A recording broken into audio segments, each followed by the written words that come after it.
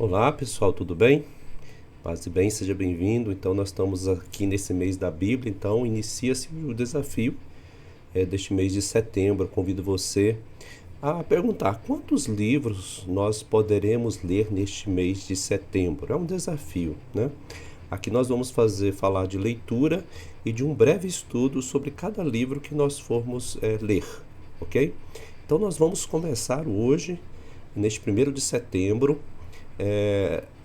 a primeira carta aos Tessalonicenses, ok?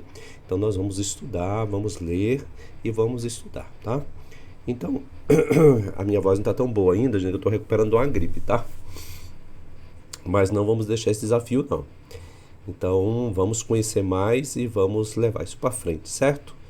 Então, começando esse primeiro dia, a carta de Paulo aos Tessalonicenses. O texto mais antigo, nós começamos por ele e vamos ver.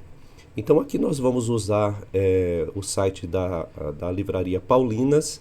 Fica mais fácil de eu projetar para vocês, tá bom? Está disponível, é só você acessar Bíblia Online, Paulos, eu falei Paulinas, né? Paulos, tá bom? E você vai ter acesso a todo o texto. Mas você pode usar a sua Bíblia de Jerusalém, do Peregrino, Ave Maria, Pastoral, CNBB, tá? Não tem problema, você pode usar qualquer uma. Então vamos lá fazer este primeiro vídeo desta carta. Nós vamos dividir a carta por dias, né?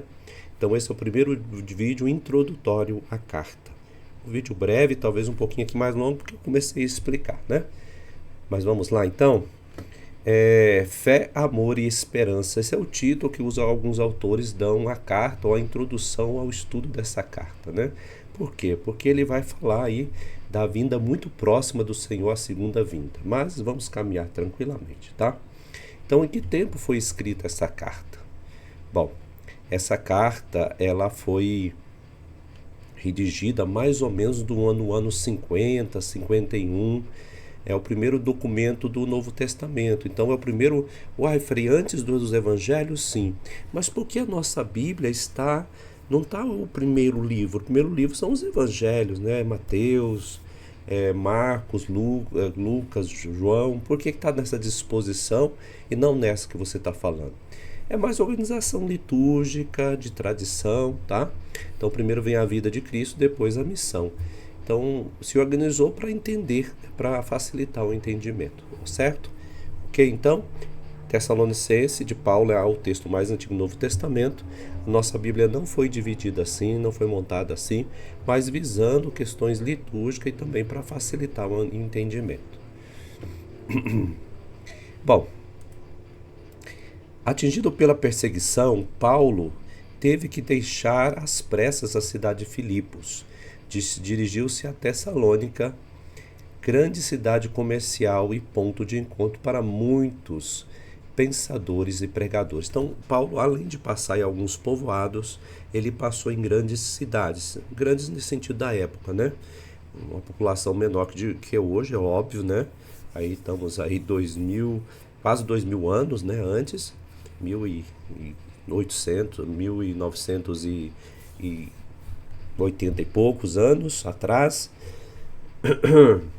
Então as cidades não eram tão grandes, mas para aquela época eram, né? E aí nós temos Tessalônica, depois nós vamos ver também Corinto, uma grande cidade. E é interessante perceber que é uma cidade comercial e então tem uma variedade de culturas, né? E Paulo é hábil nessa questão de línguas, né? Ele foi bem formado, né? Isso nós temos os relatos. Então está presente pensadores, diversas religiões, diversas filosofias, ou seja, compreensão, né, de mundo. Paulo anuncia o evangelho e forma aí um pequeno grupo. Gente, quando a gente fala Paulo formava a comunidade, a gente não pode ter na nossa cabeça as nossas paróquias super organizadas, não, tá? É a igreja nascente mesmo, vigorosa, forte, mas com poucas pessoas ainda, né? É um mundo totalmente que não conhece Cristo, não conhece o Evangelho, e Paulo está levando.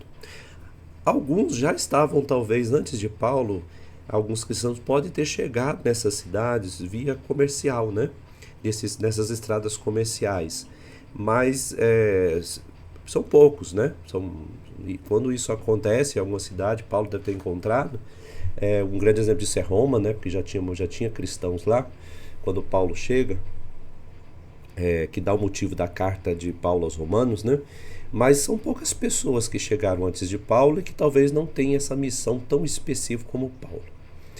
Então ele foge por aí, seu trabalho corre o risco de esvaziar diante de inúmeras propostas. Então são propostas filosóficas, religiosas, né? É um mundo, né? É uma mescla cultural, religiosa, filosófica. Eu acho que não está muito diferente hoje, não é verdade? Então, de Atenas, ele envia seu colaborador Timóteo para visitar e trazer notícia dessa comunidade perseguida. Timóteo encontra Paulo em Corinto. Interessante, né? Corinto, que depois vai ter a carta do Corinto. Ao receber dele a notícia de que a comunidade tessalônica continuava fervorosa e ativa, ele escreve essa carta. Então ele já tinha passado na sua viagem, né? Vamos lembrar que Paulo faz 3 viagens missionárias, vai na primeira mais curta, depois vai mais longa, né? A terceira, e depois ele vai definitivamente para Roma, e aí sofre o martírio, né? Então, onde ele passa, ele sente o desejo profundo de buscar alimentar essa comunidade. E a carta é uma forma, né? Então, ele com alegria escreve para motivar, estimular a perseverança da comunidade, porque não é fácil, gente, naquele período. Muito mais, né, que não tinha pouquíssimos, né, irmãos, e também essa clareza maior do caminho. Tudo tinha que ser feito. Paulo também procura responder algumas questões que preocupam a comunidade de Tessalônica, que está aí em Tessalônica.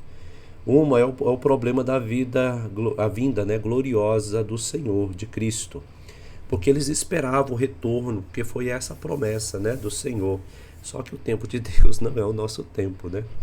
Os tessalonicenses pensavam que esta vinda se realizaria bem rápido, logo, e se perguntavam: os que já morreram, será que vão para participar deste grande acontecimento? São as perguntas, né? Paulo mostra que no fim da história, tanto os mortos como os vivos estarão reunidos para viverem sempre com Cristo ressuscitado. Então toda a discussão do retorno, a segunda vinda gloriosa, ou seja, Jesus já ressuscitado, vem buscar os seus, né?